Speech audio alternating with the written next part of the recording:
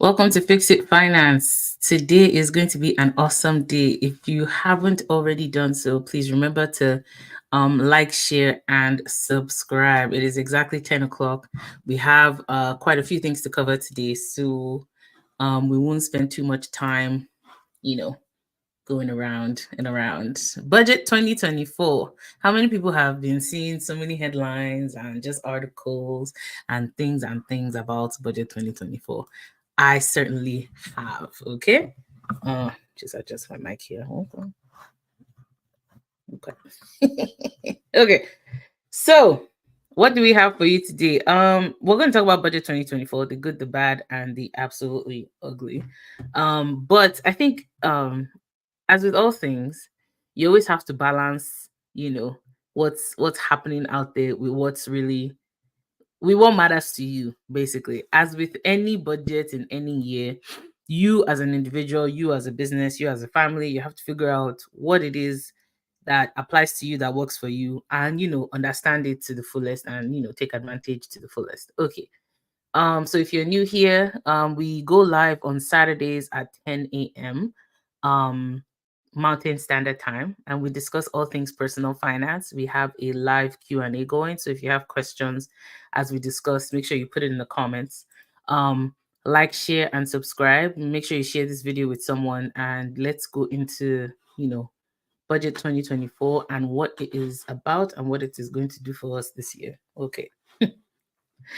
First things first, I say this all the time, but I'm going to say this one more time, just in case people in the back did not hear me. You have to build your own financial house, right? If anything, this budget just lets you know that you are responsible for your financial future. You cannot depend on anybody else for your financial future. Okay? Most government programs are targeted towards low income earners, right? So if you don't fall under that threshold, which you don't necessarily want to fall under that threshold, you want to get yourself up there so you can actually, move beyond low income earning as much as you can. You need to understand that your responsibility is to build your own financial house. If anything, budgets like this let you know, okay, you are ultimately responsible for making sure that you and your family are taken care of. Okay, don't think in the future the government is going to take care of you, blah blah blah. Now, I'm not saying the government is bad. That's not what I'm saying. What I'm saying is you need to make sure you have built your own financial house enough such that you and your descendants will not necessarily need to depend on the government. Okay. So first things first, I would say don't give into the sensationality of this budget as much as possible. There are a lot of articles shouting about the whole capital gains tax, blah blah blah. We're going to go through an example of what that looks like and what the difference is. Okay. But as much as possible, whenever things like this happen, you need to take yourself out of the situation a little bit, like step back and assess. I always talk about having a bird's eye view of things. Like if you remove yourself and you just kind of look at it, what's really going on? There are several issues, with the budget, I think, but there are also some good things. Okay. And the ones that are bad are very bad. The ones that are good are good. Okay. So the first thing I want to acknowledge is you need to understand the impossible task that the government is faced with in terms of creating this budget, like the economic factors, the social factors. There are so many factors that go into making a budget, and it's a difficult task they have, especially with like the housing issues and blah blah blah. Nobody wants to be in their shoes. Okay, so let's first acknowledge that they need money badly, so because of the constant deficit and whatnot, and just how unattractive Canada is right now to investors. You understand? So they have to raise money somehow, whether we like it or not. They have to raise money. Okay, in my opinion, if they can just find a way to reel in government spending, they won't need to increase taxes. You understand? But this is, if we apply it to our personal finances, is when we talk about reduce your spending and whatnot so that you can have enough cash flow and you won't need to be touching your line of credit, touching your credit card and all that stuff. It's the same thing. If anything, this lesson should teach you as a person how you can better manage your finances. Okay. To be honest, when I was reading the budget, there's a scripture that kept occurring to me in Ecclesiastes 10:16.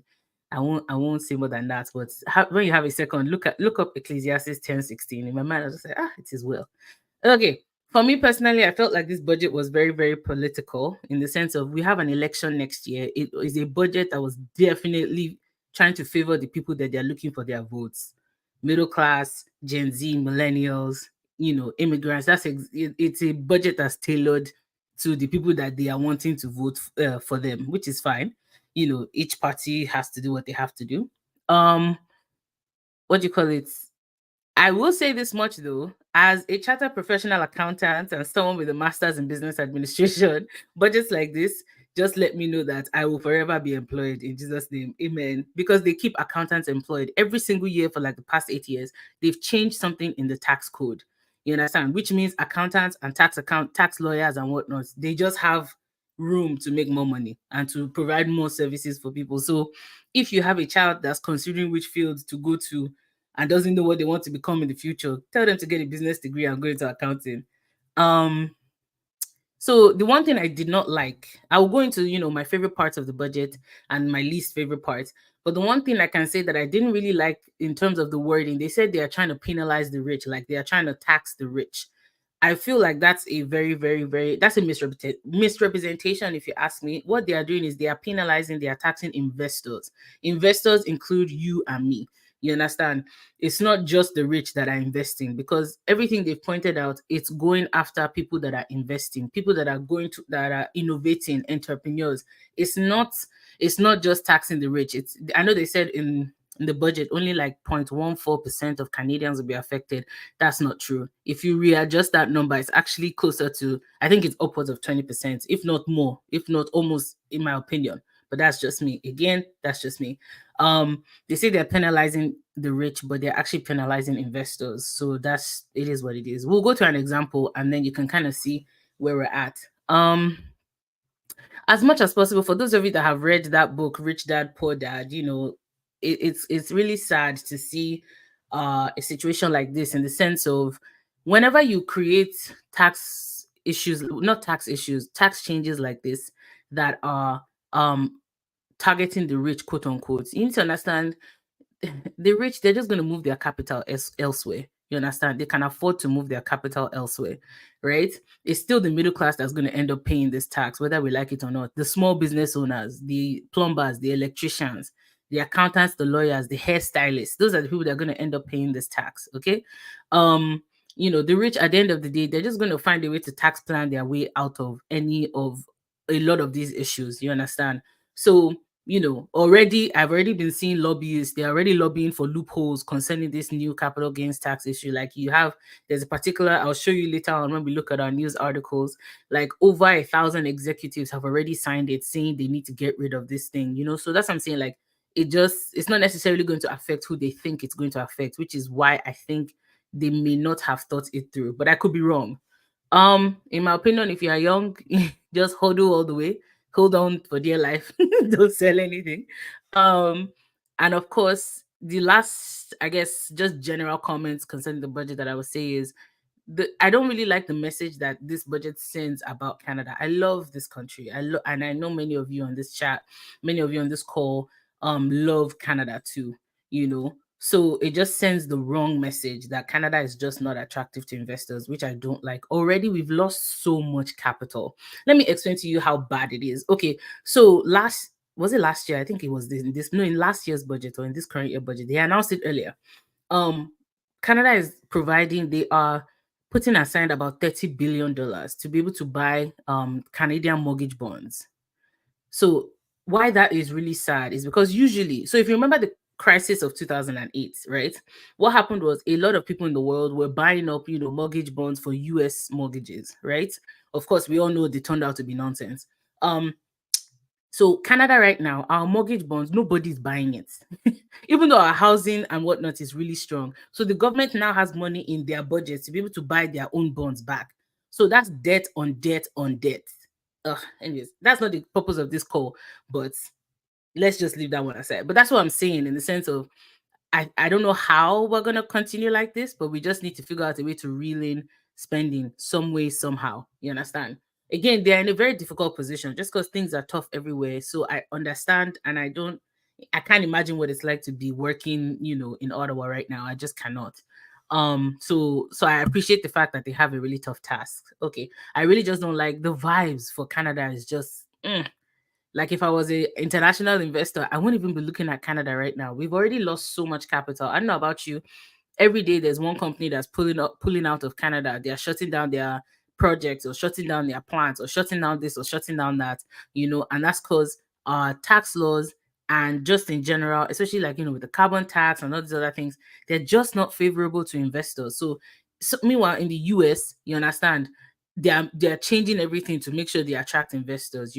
So for example, actually let's just get right into it. Some of my favorite parts of the budget. And then we'll go into my least favorite parts. Favorite parts of the budget. No, I wanted to say something before. Oh yeah. One of my least favorite parts. Sorry, I know that's at the end, but I wanted to jump right into it. So look at AI, for example. In the budget this year, we're only spending roughly $2.4 billion to build AI capacity. That's like throwing spit at a fire. You understand? Meanwhile, our brothers and sisters in the South are spending God knows how much, because that's like the next phase, right? So I don't know. I feel like this budget in particular was more prioritizing, you know, votes than actual innovation and whatnot. And again, that's just my personal opinion. I could be very wrong, but that's what like $2.4 billion to build AI capacity is nothing. That money will finish in 2 months. You understand? Depending on what we actually invest in. That we're not leading anything when it comes to AI like that. So and again, I just feel like those are some of the things we should be invested in. So last year, I believe it was the Bank of Canada, I don't remember who it was, that was shouting about the fact that productivity wise, we're lagging. You understand? We're not productive. We're not as productive as we need to be as a country, you know? And if you know a lot of countries out there, once that starts to happen, it's a downhill. You don't want to get that snowball rolling, basically. So, anyways, that's what I mean by this budget. I wish we spent a little more money on actual stuff that could bring in more investment and whatnot into the country, instead of chasing away investors. Because once investors leave, jobs leave. You understand? If the rich, quote unquote, decide to carry the quote unquote rich they are attacking, if they decide to take their capital elsewhere, no offense, it's the rich that give the most to charities. So charities will suffer as well. The charities that are trying to meet the needs of so it's a full cycle. I always talk about second and third level thinking, right? So those are some of the things I think were not necessarily thought through. But again, I was not in those discussions. I could be wrong. Okay. Favorite parts of the budget. One of my favorite parts of the budget is they are on track to achieve the $10 a day daycare, which is really phenomenal, because that means a lot of caregivers are going back to work, whether the father or the mom or whoever, they are able to go back to work, because childcare is one of those things. For example, in Canada, if you have 3 children, depending on how much you're making, it may not even be worth it to go back to work. Sometimes if you have 2, safe, because when you're charging $1,500 or more per child, it starts to not make sense. But so they're really spending a lot of money to reduce. And I've definitely seen that, a lot of daycare centers are expanding capacity and whatnot. So, good job on them. They're increasing grants and loans for students. So for example, if you make less than 42,000, there's no interest on your student loans. That's really good.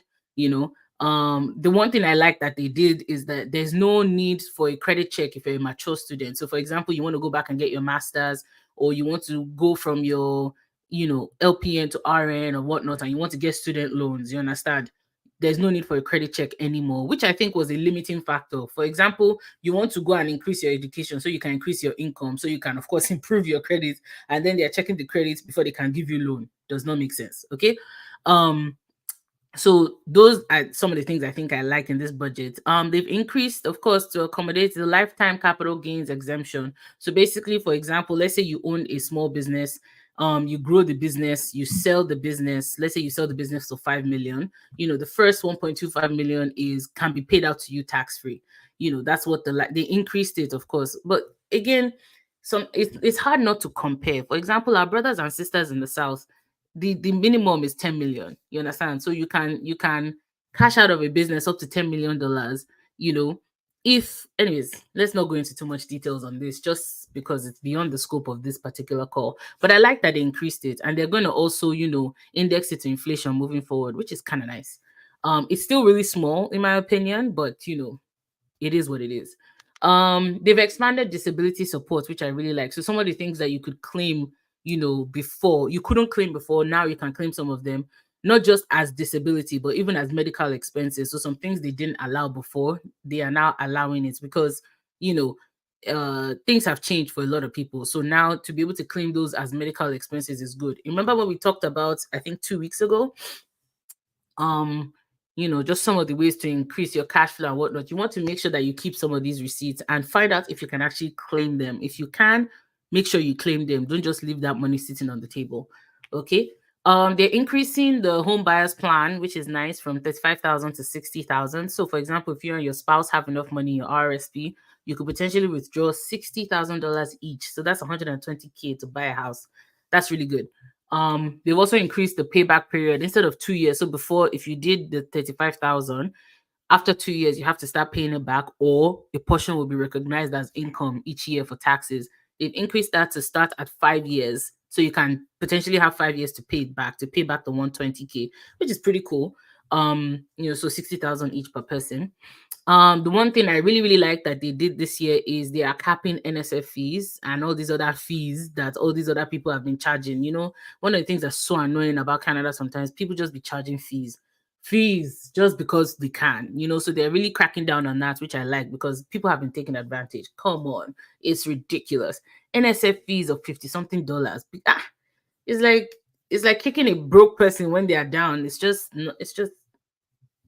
let me not go into that. Okay.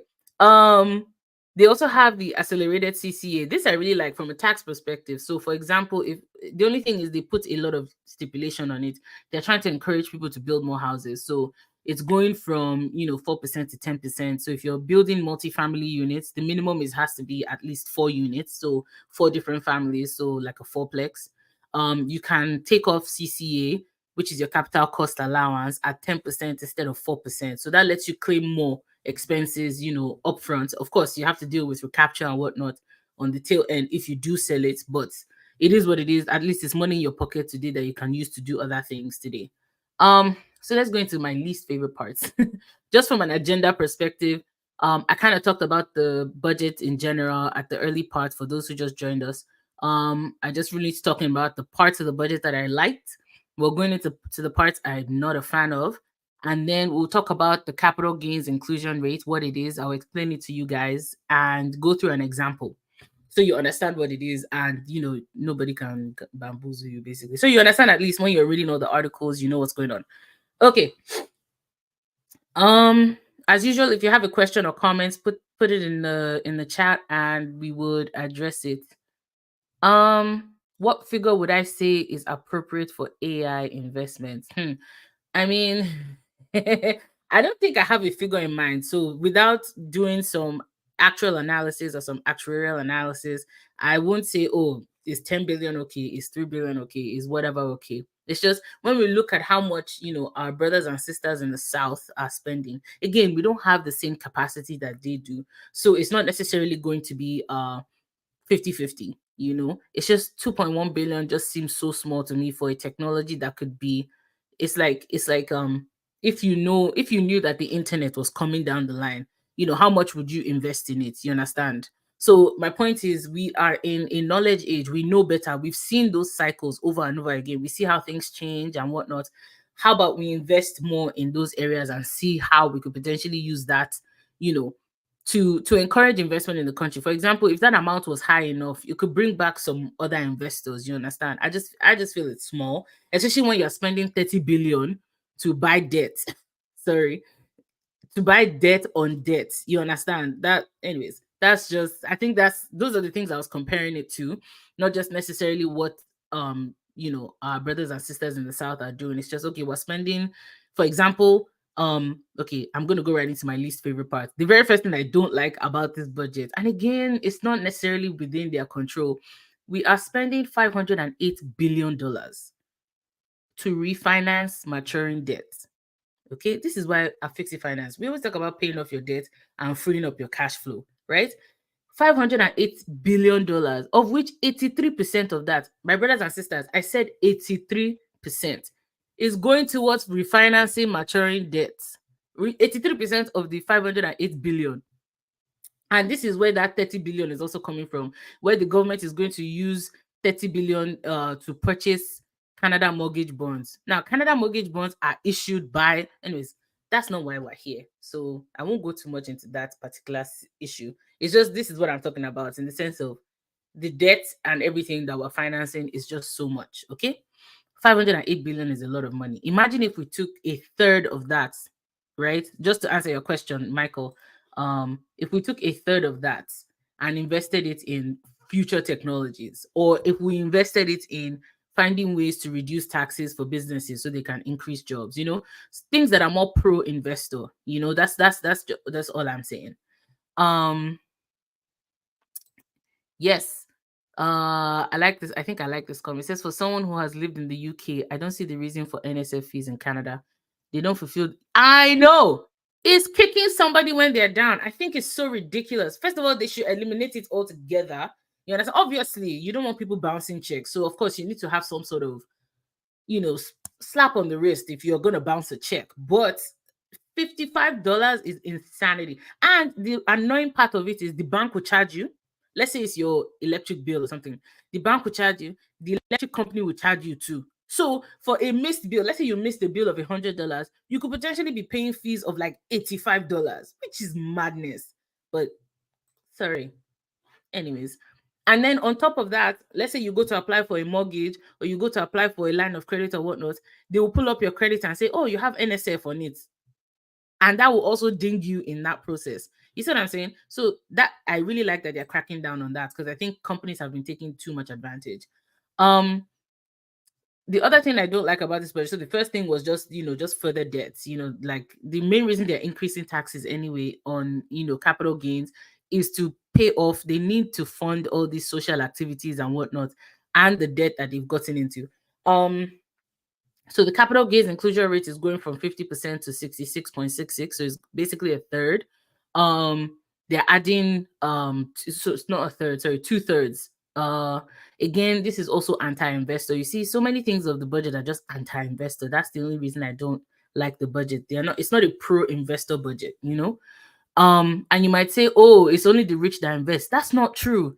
That is not true at all. Your mom and dad that are lawyers and doctors, they are also investors. For example, you have a doctor that set up, or a lawyer, for example, that set up his professional corporation, has been working for 30, 50 years, is about to retire in 2024, and now you're telling him, oh, 2/3 of everything he's gained or he's been investing inside his professional corporation is going to be taxed. So those are some of the things I'm just saying that, they need to kind of think through. And again, nothing wrong. It's just the main reason they are needing to increase taxes is because they are overspending. So if they can reduce their spending, they will not need to increase that. So it's like a chicken egg situation. Anyways, who knows? The other thing I don't really like about this budget is that they are extending amortization to 30 years. Again, this is just personal, you understand, because it doesn't necessarily favor the person that's going to get the loan because it's just more money for the bank. When you extend the loan to 30 years, that's just more interest the person is going to pay. You understand? Depending on, I don't think it's going to be that much, but potentially if more and more people go towards this, you're now expanding the risk. One of the reasons the Canadian housing market is so strong is because we have all these checks and balances in place, right? You can't go and pick up 20 houses because you feel like it. They are going to check you, check your credit, check this, check that, and the other thing. Most loans are in the 25-year range. So, there's the stress test and all that. So, extending amortization to 30 years for me is just, banks are just going to make more money. Yes, people will qualify for houses a little better, but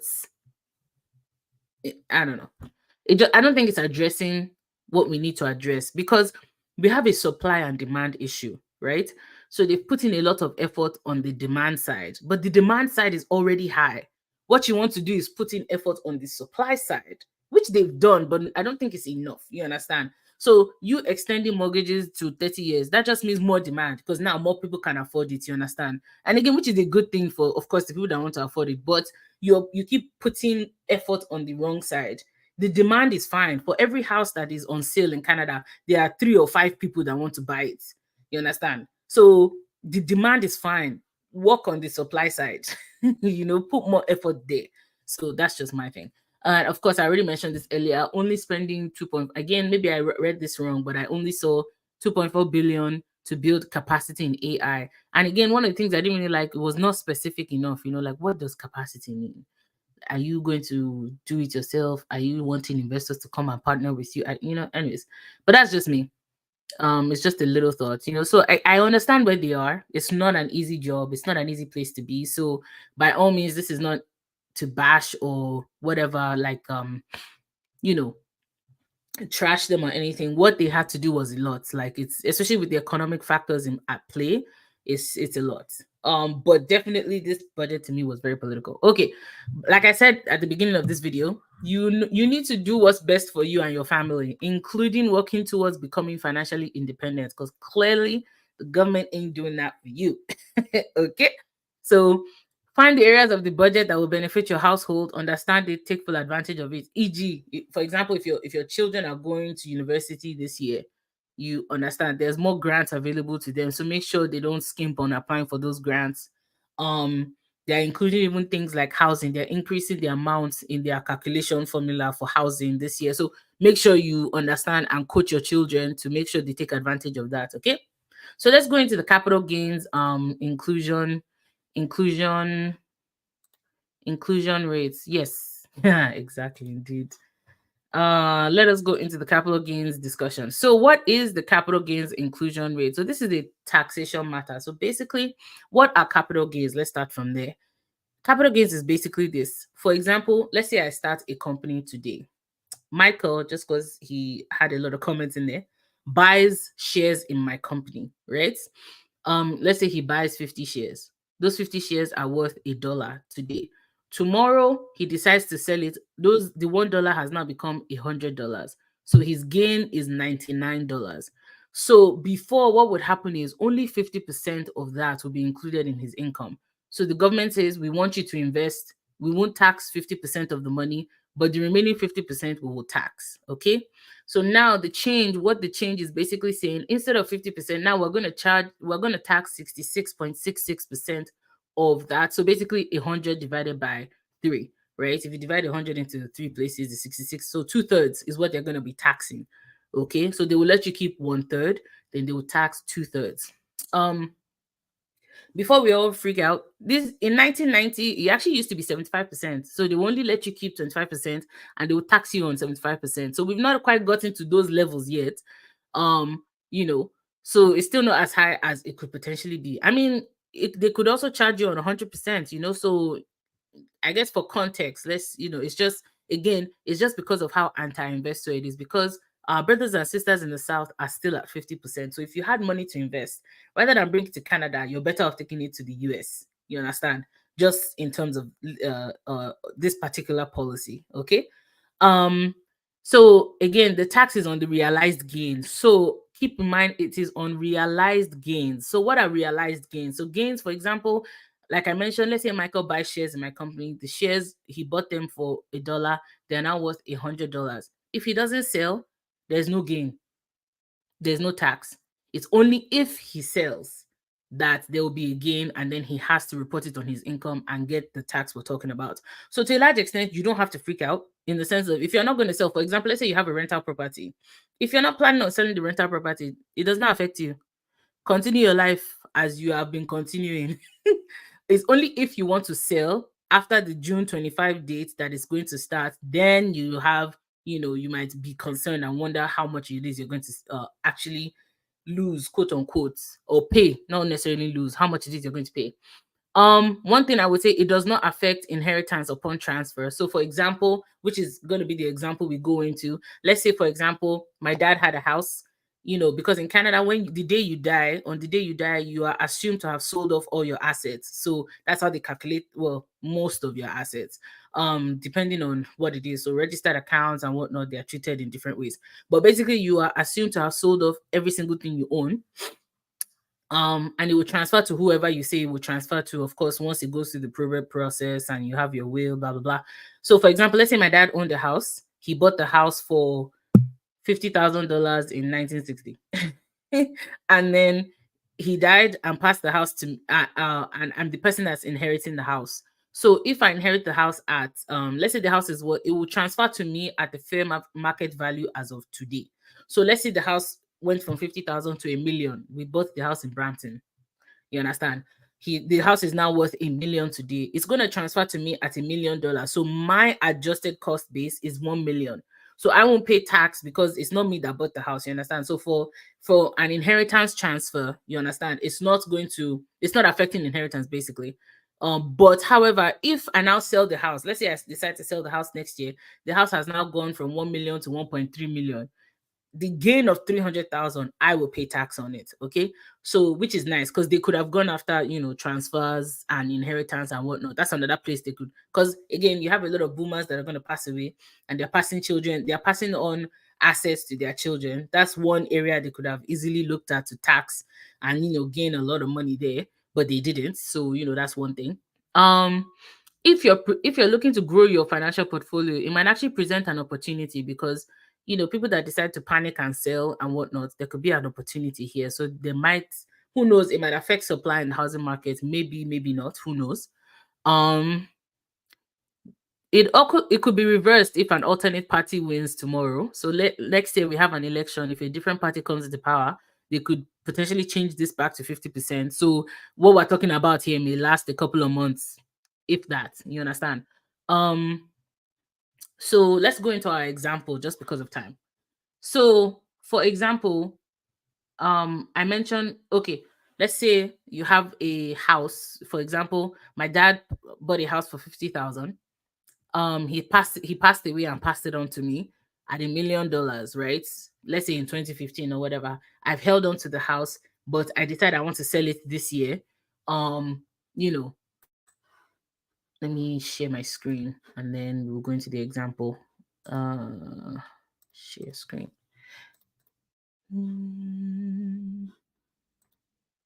There we go. Okay. So Michael said amen. Oh, yes, so amen. I receive a house of 1 million in Jesus' name. Amen. Okay.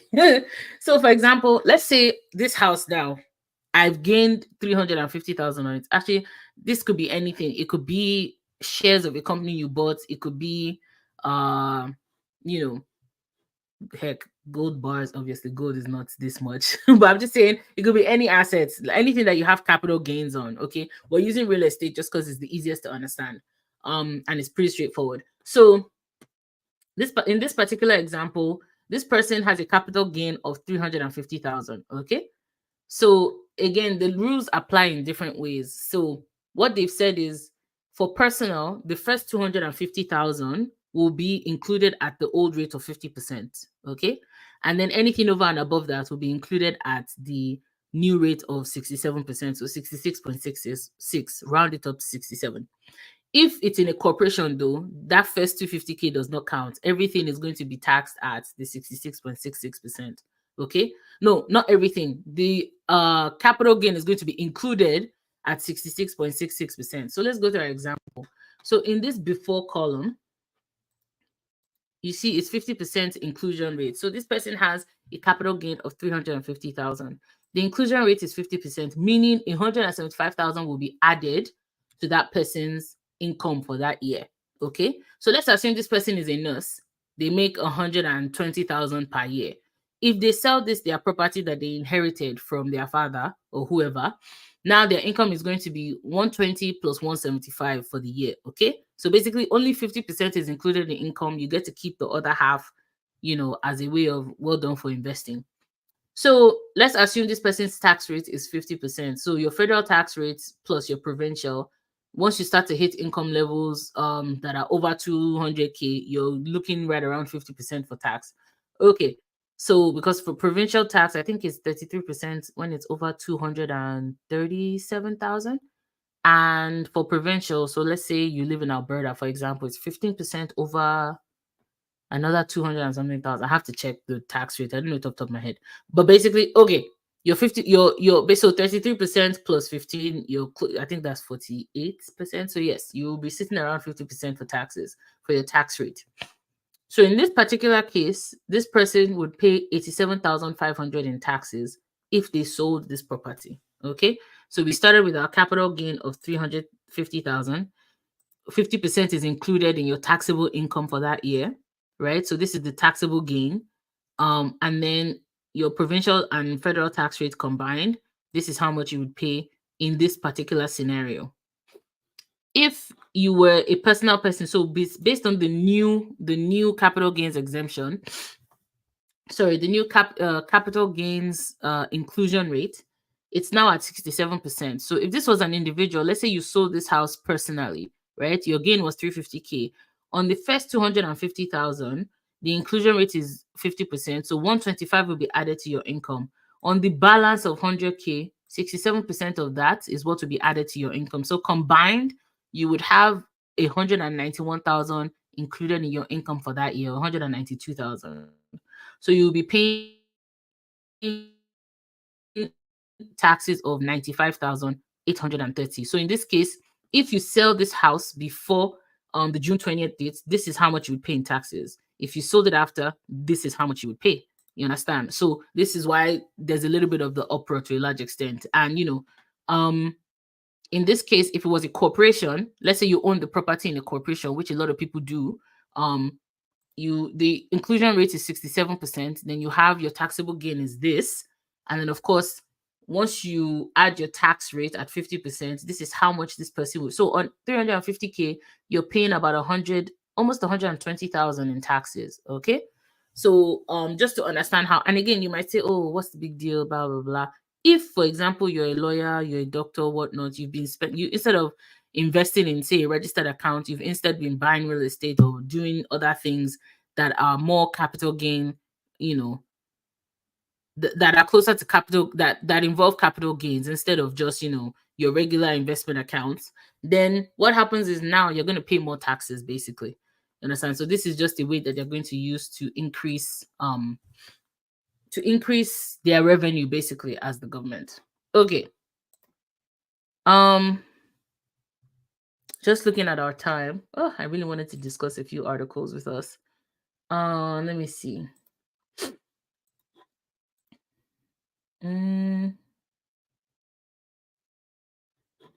Okay, I think I'm going to wrap it up here. Just because of time. So I will wrap it up here. I think I talked about a lot of the things. One of the articles I wanted to discuss with us was about inherited properties, just because that's a big one, right? Especially with the wealth transfer. So I kind of touched on that already. And again, some people actually think it's a good thing. Some economists think it's a good thing, which again, like I mentioned, they had to find ways to increase revenue. It is what it is. Just because they have a lot of expenditure. So if anything, the takeaway from all this is you as a household, make sure you build your financial house because nobody else is going to build it for you. Okay. Thank you all for joining today. I will see you again next week. Thank you all. Have a wonderful weekend and a wonderful week ahead. Thank you.